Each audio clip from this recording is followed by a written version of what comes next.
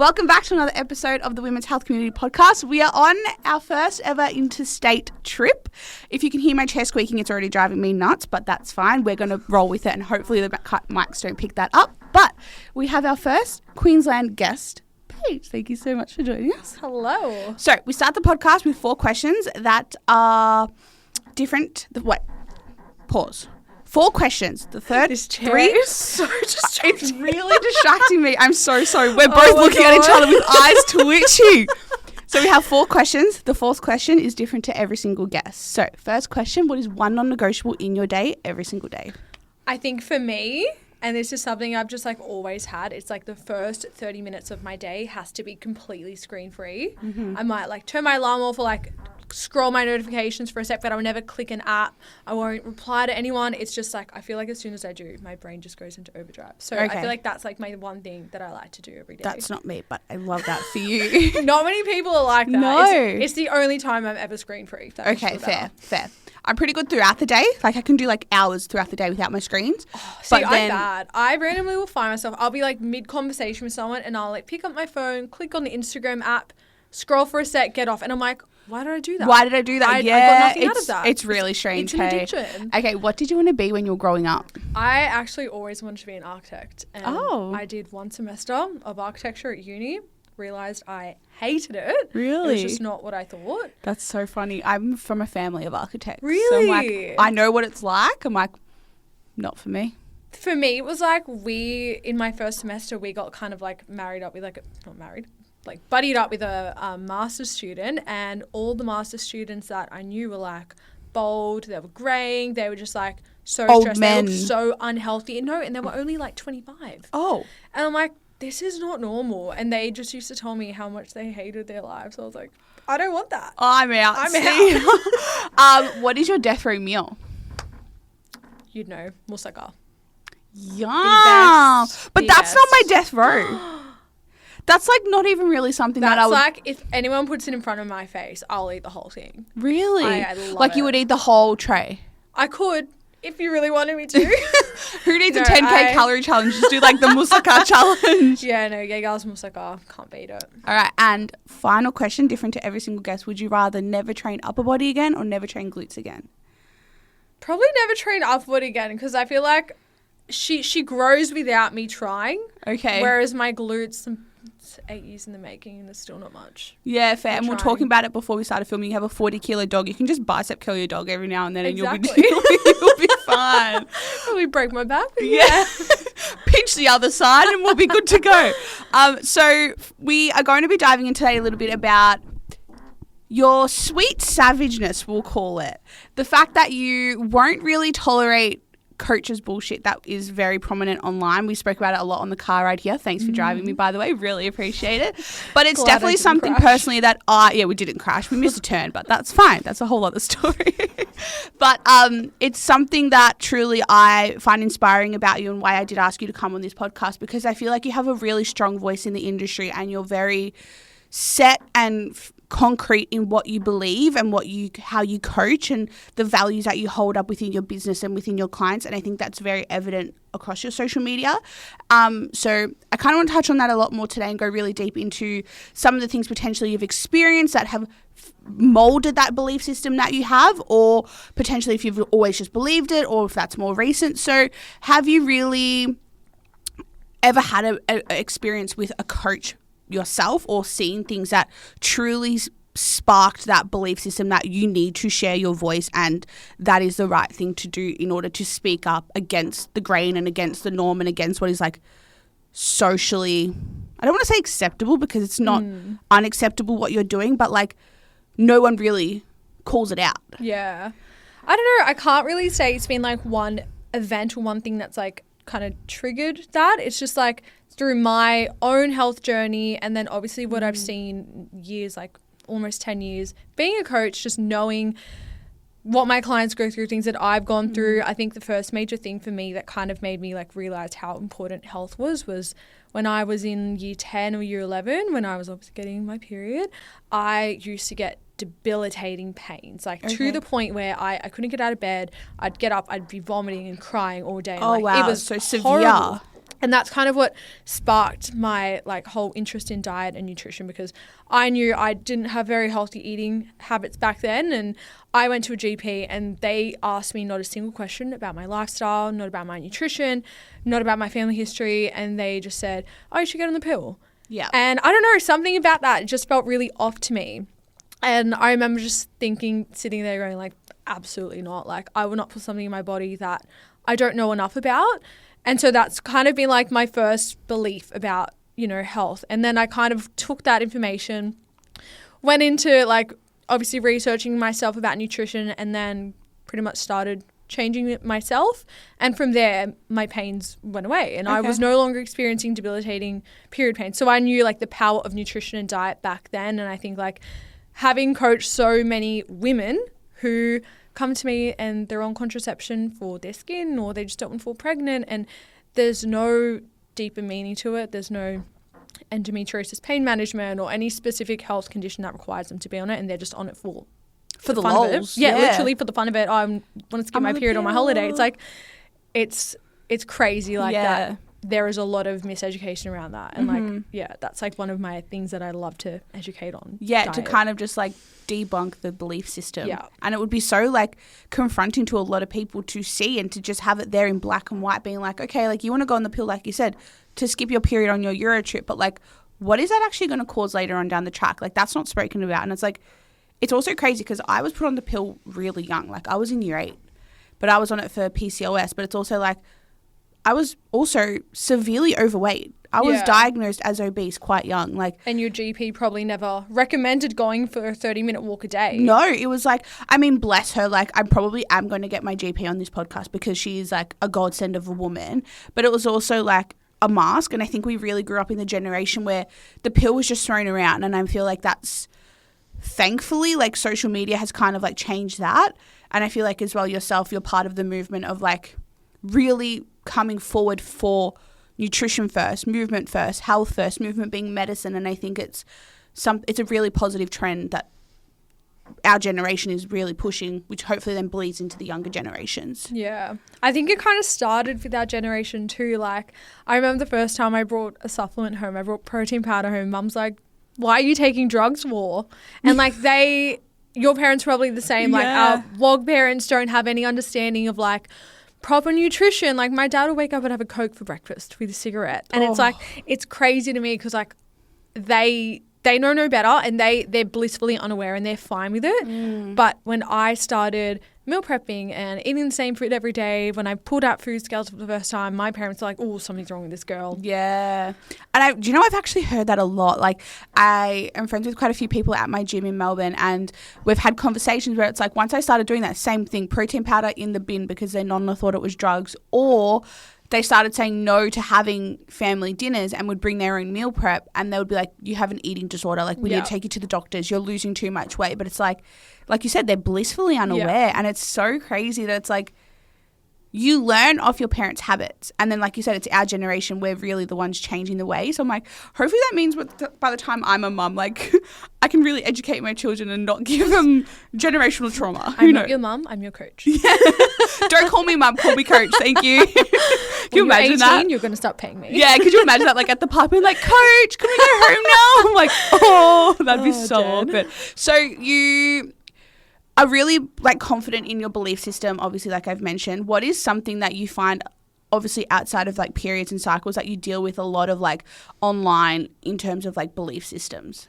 I have to say most clients who work with me who come from another coach, will come from a history of dieting, or come to me eating under 1,000 calories a day. Their coach told them, you can't eat fruit because it's got sugar in it. Like, it's crazy things like that. And like recently? Oh, still to this day, I have clients who come to me saying all these things, and their coaches are telling me not allowed to eat anything out of a packet. It's like, I feel like I'm speechless. Yeah. And I feel like I've also had an era of my health journey where I was a bit like, oh, no seed oil, no processed foods. And it's like, I grew out of that really quickly because I realized how unsustainable that mindset is. And as good as it is to try and distance yourself from foods that can cause damage and harm to your body in extensive uses of, it's inevitable that we're going to eat something with seed oils. It's inevitable we're going to eat something out of a packet. And we just have to be aware of like how it's going to affect our body and in what quantity to avoid it. I'm actually shocked. Like, I'm actually kind of like gone blank in my brain for the first time in my life that the fact still in 2025 people are still saying no packets, sub 1,000 calories. Like, we're talking on the way here, like, all right, if you're 4 weeks out from a bodybuilding show, potentially that's when you'll be on that low of an intake. But like, I've been running my business for 5.5 years and I've never had a client lower than, like, I want to say the lowest I've ever pushed a client was like 1,500 calories, purely because she was working a desk job like 12 hours a day. Yeah, exactly. But still, coaches now being like, no fruit, no packages, no nothing. I'm like, what? Like, how is that actually? And it's really sad as well if you truly think about it. As a coach, your responsibility, first and foremost, is to do no harm. Yeah. And these coaches, it's like, well, where is your integrity as a coach to these women to truly help benefit their life? It's basically just like instilling fear as a position of power to gain authority over their clients, when really it's like, you're not meant to make your clients fear anything, because then if they fear it, they're going to want to stick around forever because they don't know any better, and that kind of builds a dependence. And I think that it's a manipulative tactic coaches do to keep their clients around, because they're obviously maybe a little bit insecure about their knowledge and their client retention perhaps, or I don't really know, but you do see a lot of fear mongering in the industry, especially coach to client. And the way I interact with my clients, we're friends. You know, we laugh, we swear, like we are so casual and so chill the way we communicate with each other, but it builds a level of trust. And yes, there is still a level of authority that I have as a coach to educate and to support. But at the end of the day, like, you need to align, you need to be on the same team and on the same level as your client. Like, those coaches kind of just talk down, and it's like almost a bullying. Like you mentioned, it's a manipulating tactic. And I'm like, are these coaches so insecure in themselves, in their ability to coach, in their ability to show off the work that they get with their clients, that they're actually only way they are able to get results is by starving these girls and putting them through these potentially amazing transformations to the client's credit that they're achieving. But it's like, at what cost? And it's like, can this coach not actually connect on a human to human level, that it has to be this like super restrictive, super like intense thing? And I'm just like, that's insane. Like, it's, if you really think about it, it's like the coach is just, integrity's out the window. It's just about bringing in an extra buck. And if your coach is putting you on under 1,000 calories a day for a 4 or a 6 week challenge, they're only trying to get marketing material out of you. They're only trying to get a really good before and after. They're trying to get you literally zeroed out on carbs and at your absolute leanest just for this one photo. And then as soon as your challenge is over, you will never hear from them. You're going to go in that binge restrict cycle because you have been restricted from food for so long, and then you're going to gain all the weight back and more. And there's so much scientific studies that prove that it's more prevalent to gain all the weight back if you go into these restrictive cycles when you diet. And this is what my issue with challenges is. I mean, I just finished up a challenge with, I had maybe 10 girls in there, and it was an 8-week challenge. But I'm like, I really struggle with the idea of putting a time limitation on when you can get results. And I really did this, my previous challenge, which just finished up a couple of weeks ago, to retest my belief system around it. And girls achieved insane transformations in these 8 weeks. The lowest any of those girls were on was like just under 1,800 calories. And she lost maybe 9 kilos in the 8 weeks. Like, and I'm like, it's possible for transformations and weight loss to occur on a lot higher of an intake without all this excessive cardio. But like you said, these coaches that are doing 4-week transformations, at what cost? And where does the line get drawn? And when does someone actually start calling it out? Literally. And calling out these coaches? I feel like this is half the reason I actually hate posting client before and after photos. I actually despise posting it, because there could be some clients who see amazing results and you might look at these photos and go, holy shit, I want the results. That's been 2-3 years in the making. But new clients who come through the door, they want those results in 8 weeks. So it's a bit of a fine line, and it's like, the transformation is not actually the before and after photo. It's everything that happened in the process of getting to that they're still doing to maintain that. But I think also, to our credit, like, blowing up my own smoke a little bit here, like, as a coach, like you mentioned, we have a relationship with our clients. I can go right now and riff off every single client's name, everything going on in their life, and I know what's going in their life. Literally. So from the second they sign up with me, whether they're comparing themselves to my own weight loss journey, to a client that they've seen, to someone in my highlight reel of a client, whatever it may be, I can openly tell them, be like, okay, this is what's happened. This is how long it's taken. I have clients now who are in week 3 of a deficit, but I've been working with them for 2.5 years before actually starting this deficit because they actually needed to put some muscle mass on. Like, there's a whole story, and it's like, as a coach to a new client, I have no problem kind of like, I don't want to say bursting that bubble, but giving the truth straight away. 100%. And I think it's like, I'm not going to gaslight someone purely to put extra money in my pocket. Yeah. Being like, sign up with me. Don't worry. 8 weeks, you'll lose 11 kilos. But it's like, what if that doesn't happen?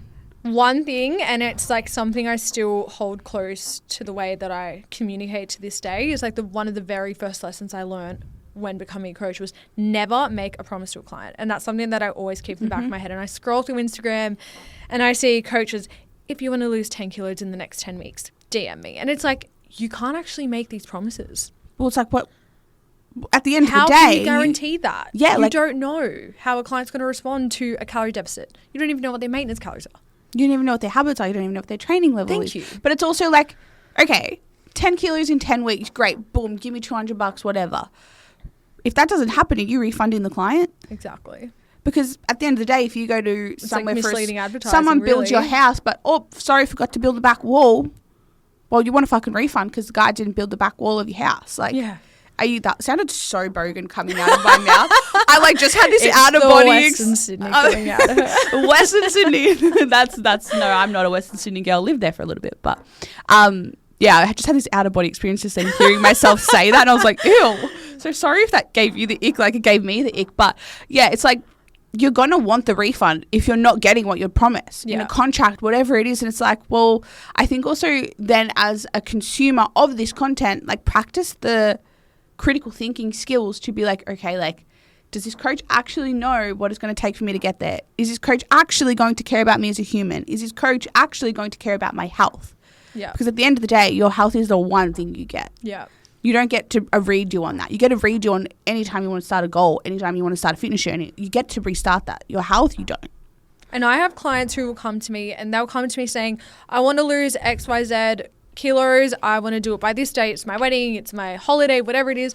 But they come to me and they've got thyroid issues or they have other issues going on in their body. And it's like, I will happily coach you. I'll give you the support and accountability you need. But I don't think it's a smart idea to start off in a calorie deficit when you have been living in a calorie deficit for extended periods of time or when you have other health issues going on that we need to address first. Yeah. And that's like what you were saying about bursting the bubble. It's like you kind of have to, because if you aren't going to be honest with them, like no one else is. Yeah.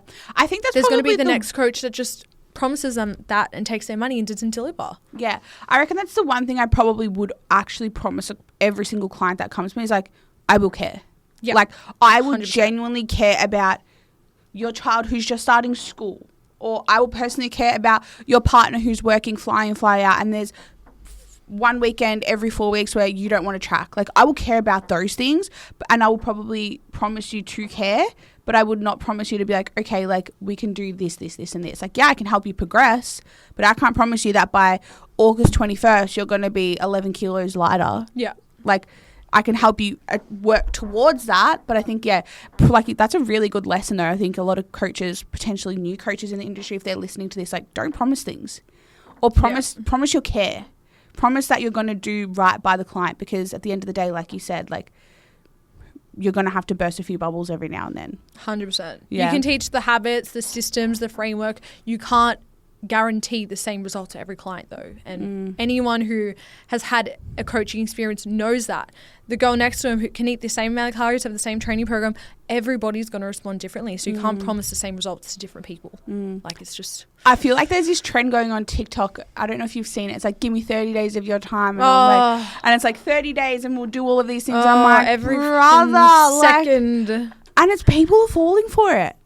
Like, people are really falling for these 8-week challenges, but like doing them back to back to back to back. So like you mentioned, they're living in a deficit. The thing is, if you're going to do 8-week challenges back to back, you may as well get a coach. Well, you're investing the same amount of money, but getting the least amount of care. Literally. Crazy. 100%. We just solved the problem. We just solved the fitness industry in 25 minutes of this episode, which is insane. So you're welcome. And that's podcast done. Bye.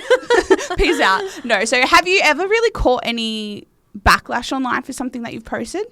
Yes. I actually posted one about a few weeks ago. I love this one. Oh, really? I was talking about Coke Zero and how having one a day is not reaching anywhere near the potentially dangerous levels of aspartame that your body needs to actually experience the toxicity of it.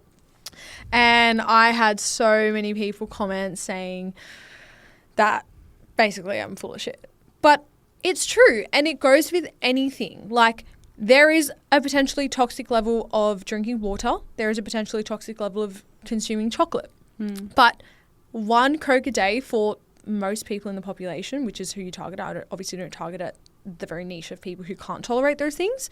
But people are just very black and white in the way they see things. They think, oh, if chocolate is dangerous in a high dose, chocolate's just dangerous straight out in the bin. Shouldn't eat it. And those are the people that have that black and white mentality with all food. So I was copying a bit of flack on that.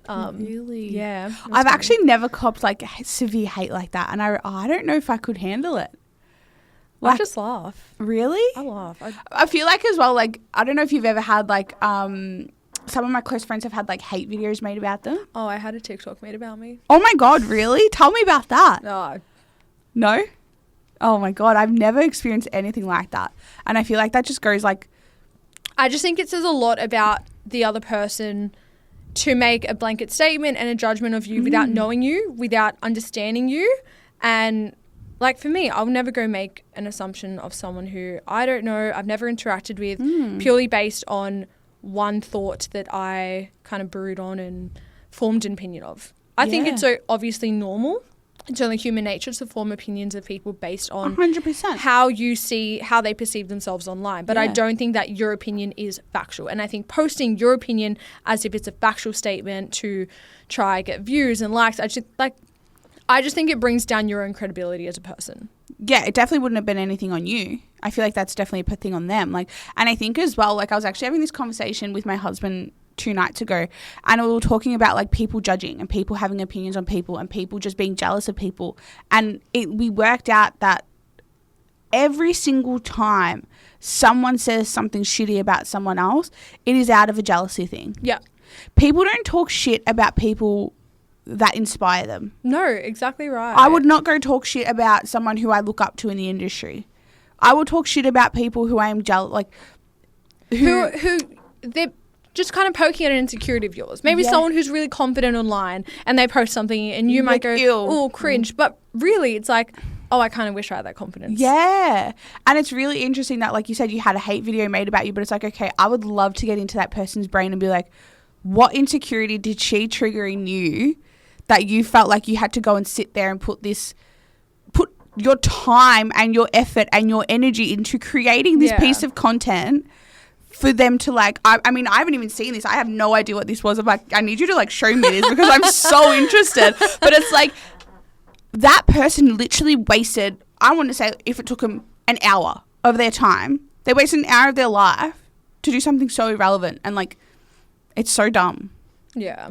I think I've just started adopting this mentality, and it's probably only been in the last like year where like I realized I'm like, okay, maybe if the waiter was rude at the cafe, instead of thinking the waiter's rude, maybe they had a car crash that morning. Maybe they got bad news about their family. And it's like just a different level of compassion that I feel like I've started to kind of have. So like if I have maybe not a very positive interaction with someone who I know or know of in the public, I don't go making an assumption on them based on that, because I'm like, there's always something that you don't know. And I think that comes down a lot to like forming opinions and judging people. It's like you actually never know what people are going through.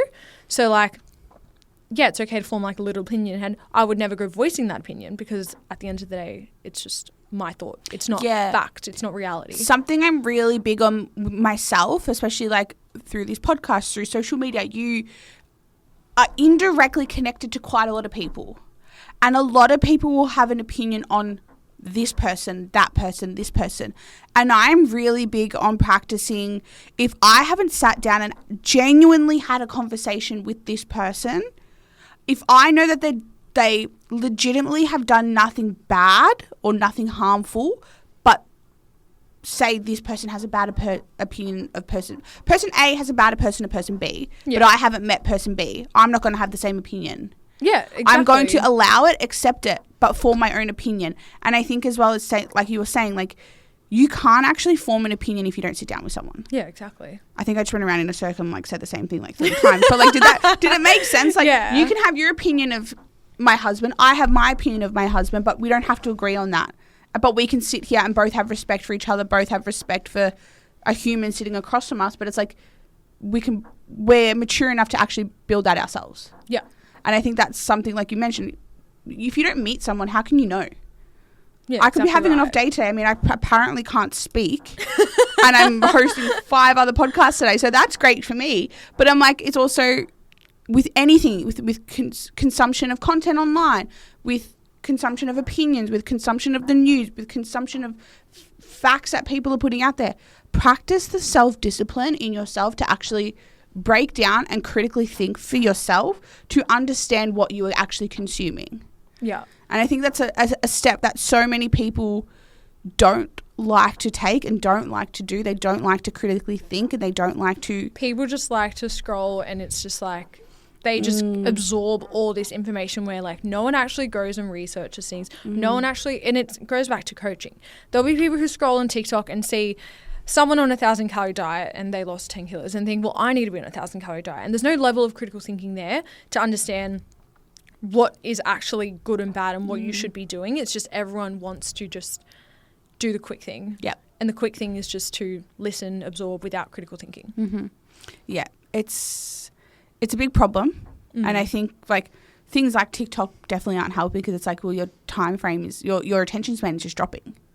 And it's with everything. Your attention span, the rate at which you want to achieve things, have things, do things. It's all so instant now. Like, we can order something on Uber Eats and have food at our door in 15 minutes. It's instant gratification. And it's just like, it's going into everything. And like, it's... And that's kind of where that like quick results whole thing comes from. Everyone wants quick results because they're used to clicking a button and having something arrive at their door. They're used to doing click and collect and having their groceries delivered, or instantly loading a web page, and everything happens so fast. So they don't want to wait 16 weeks to see fat loss or see muscle growth. Do you think that's a big, like we mentioned, having to burst bubbles for clients? Do you think that's probably the biggest one that you have to do that generally? Like the results that they want will take a lot longer than what they think? Yes. And how do you feel like you would approach that with a client? Like to essentially keep them on board with the process of sticking to the goal and not losing sight of the goal, but then also accepting that it's not going to take you 4 weeks. I think that from the beginning of all my coaching relationships, like I kind of set the standard of, well, I'm going to coach you and I'm here for you, but I'm going to be honest with you too. And with none of my clients do I ever want to say, well, you have to be with me for X amount of time so we can see these results. It's like, I'll teach you everything I can to help you get there, to build the structure, the systems. And then once you feel confident enough, I want you to do that on your own. When you feel like you don't need me anymore, you can do it on your own. I can't promise you, we're going to achieve all those results together, but I'll teach you everything you need so you can achieve them on your own for the rest of your life. Whether we do or not together, that's completely fine. They need to accept that. Some things do take longer than what they assume, especially if there are underlying health conditions or, you know, dieting histories that we need to address. And those are the things where that it just comes out with honest conversation. And there will be clients who I say, no, I'm sorry, like I can't work with you. We don't align. I think you require XYZ support, which I can't give you. And I think that's also like trust and respect that these people have with me, because I'm not just trying to take money. I don't care. I don't care if you sign up or not. I'm here to tell you the truth. And if you are like that, if you align with me, let's work together. If you don't, then I'm sorry. Yeah.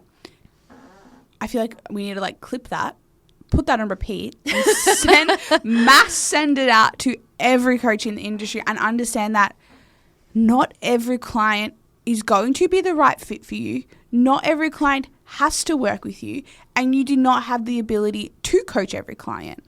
And I think this is something when it comes down to like niching. I mean, obviously you and I have been in the industry potentially a little bit longer than some of like the newer coaches coming up, which there always are going to be more and more coaches.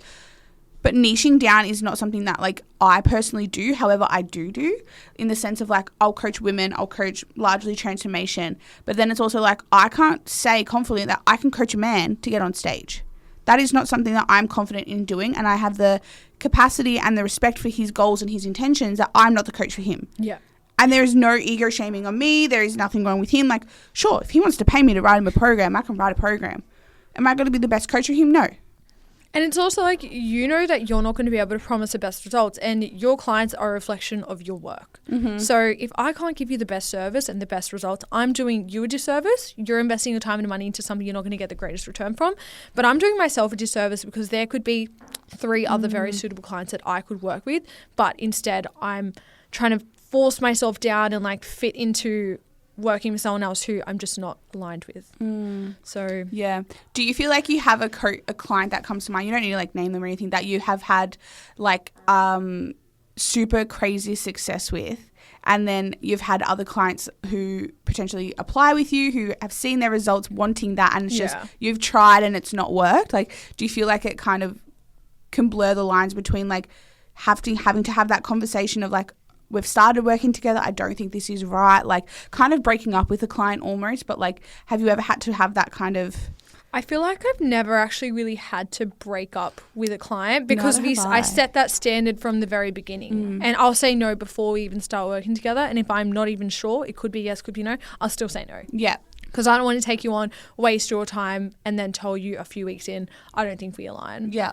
I would just rather, refer, recommend, and you can continue your search. You can continue your search finding someone who aligns with you. Yeah. And I think that's a massive thing about like ego. Yeah. There's a lot of ego. Yeah, for sure. Where it's like people are like, no, I can do everything. It's like, I don't think you can. I think so. What is kind of pivoting now, what is one thing in the industry that you wish more people would talk about?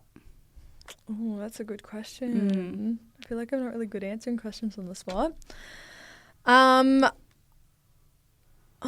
Like if you could make me talk about one topic that potentially I don't, or potentially I do, but like just in general, like if you could make me talk about one topic online as a coach, what do you think it would be?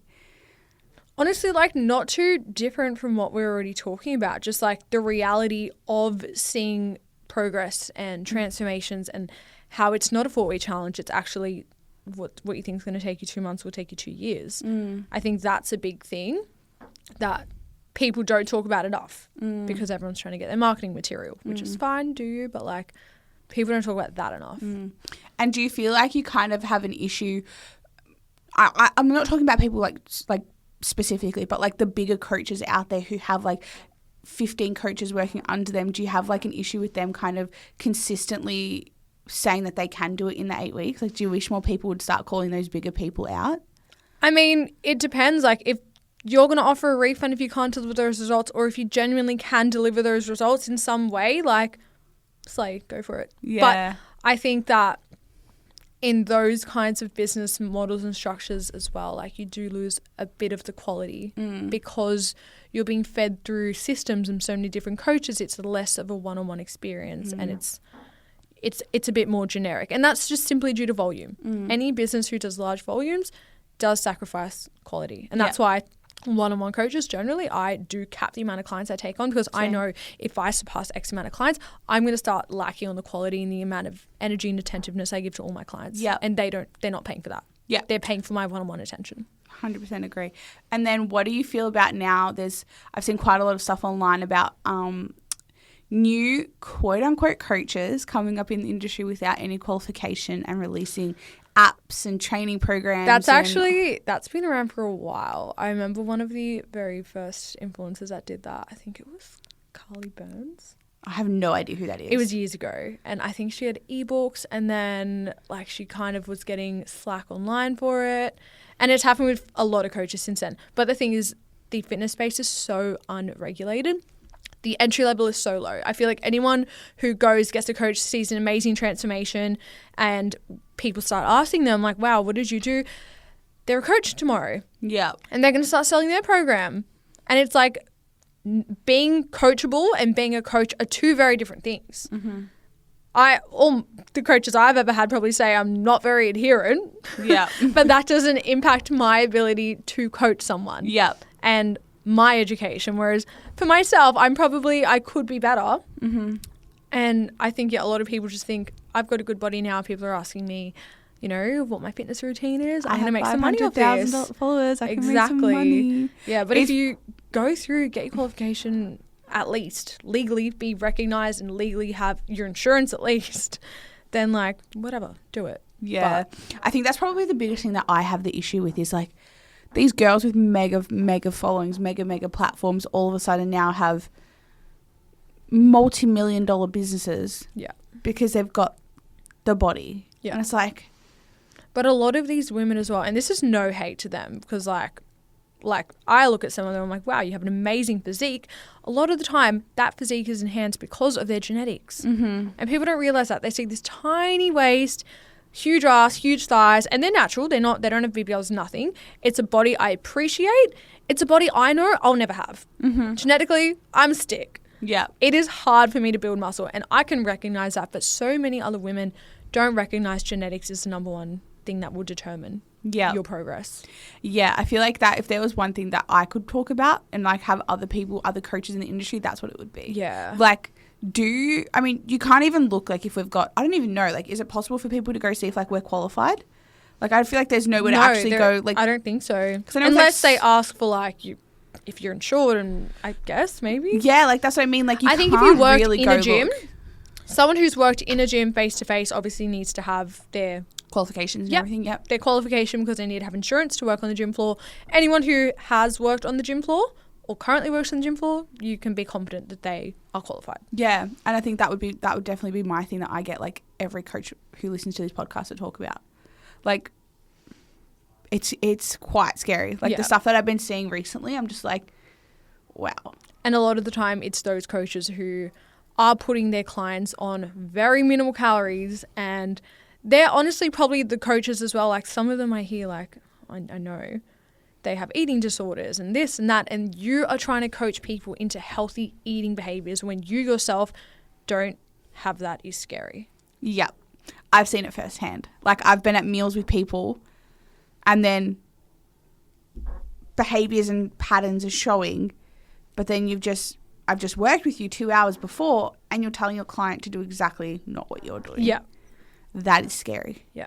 That is so scary. And I think as well, personally, something that I'm really proud of myself for is always being honest about what I'm going through, what I'm experiencing, where my mindset is at online. And I'm very transparent even with like my clients as well to be like, hey, like this is what's happening. And it's like, I'll never fake it. Yeah. And I'll never fake anything. And I think as well, it's like these big these big influencers, I would call them before a coach, is like, you're so invested into something so minute about them, be it their physique. It's like you've forgotten every other element of their body because of their life because they don't need to show it because you've already bought into their physique. 100%. It's like, well, what's the other 22 hours in their day look like when they're not in the gym? Yeah. Which is all you see. Exactly. Crazy. And the point you made about just like being honest with your clients about things that you go through, it's the level of like trust that you're building with them. And people don't work with coaches because they think that coach is perfect. Mm-hmm. No one's trying to be, hopefully, perfect. Mm-hmm. And if anything, having a coach who you think is perfect would be quite intimidating. You want someone who's real. You want someone who's honest. And you yourself recognize that you aren't perfect. And that's what builds that trust and that connection with your clients. And they know that they can then be open and honest with you because they're not going to get judged by someone who's perfect. I can honestly say that's something that a lot of girls who recently have started with me have like thanked me for, almost in the sense of being like, thank you for being so honest because it's made me feel seen. Yeah. It's made me feel like there's nothing actually wrong with me. It's just I'm working through it. And it's like, well, of course you are. It's a journey. It's not like you hire me and overnight you're healed and aligned and got all these habits set up. It's like, no, it's a process. It's a journey. It's something that's going to take time to get there. And it's like, that's okay. It's, yeah. I wish everyone could be a good person and actually like preach that message, but it's like, yeah, I just want the money. Yeah. Honestly, what would be the one thing that you would tell these people if you could sit with them face to face? That the influencer turned coach, turned multimillionaire because they've made this amazing platform, and it's just like that are doing the hard damage to people's mindsets, physiques, eating habits, all of these things. I would just start rattling off some questions to them. Do you know what maintenance calories means? Do you know what TDEE means? You'd learn everything from that. I feel like they know what they know because they've been coached into having good results. So they're just trying to replicate their journey onto their clients because that's what they know. And I think going through different phases, educating yourself on... I coach women who are pregnancy, postpartum. I've never been through that, but I've educated myself on that. Whereas the influencer turned coach just coaches people through the journey they had because that's all they know from what their coaches showed them. Yeah, that would be so interesting. Sometimes I get a little bit like in my head being like, oh my God, I don't know enough as a coach. And it's like when you said that they're the things that you would ask me, like, they're so basic. But then it's also so basic because I've been doing it for 6 years and I know what that actually is. It's like true to like the influencer turned coach. It's actually not basic. Yeah. So interesting. Okay, one more question for you. If there was one piece of advice you could give to someone who is up and coming in the industry, like you mentioned, don't make promises and all of this sort of stuff, a new coach who's about to finish their Cert 3 and 4 and start coaching, what would be the one piece of advice you would give them in order to build a sustainable business that is built on good foundations, good morals, good integrity, all of these things? What would be the advice that you would give them?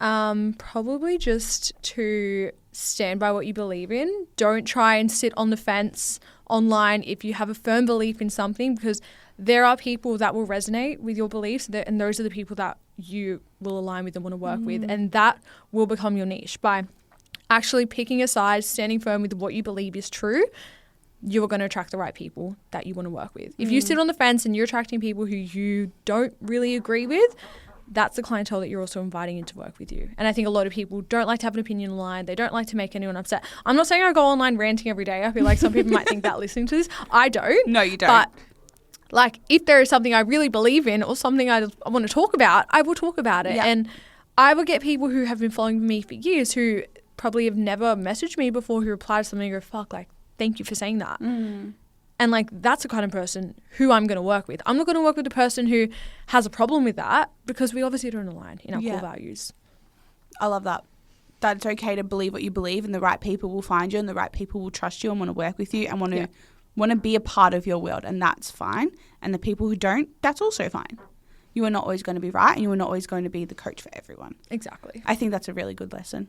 Well, I think we'll wrap that up there. I think that was a really good episode. I feel like we went on a really few little tirades there, but I think there's going to be a few people that are either triggered or love it. But like we said what we believe and we're going to stand by it. So thank you all so much for listening. Hopefully you enjoyed something and you learned something from this episode, and we'll see you guys next week. Bye. Thank you. Bye.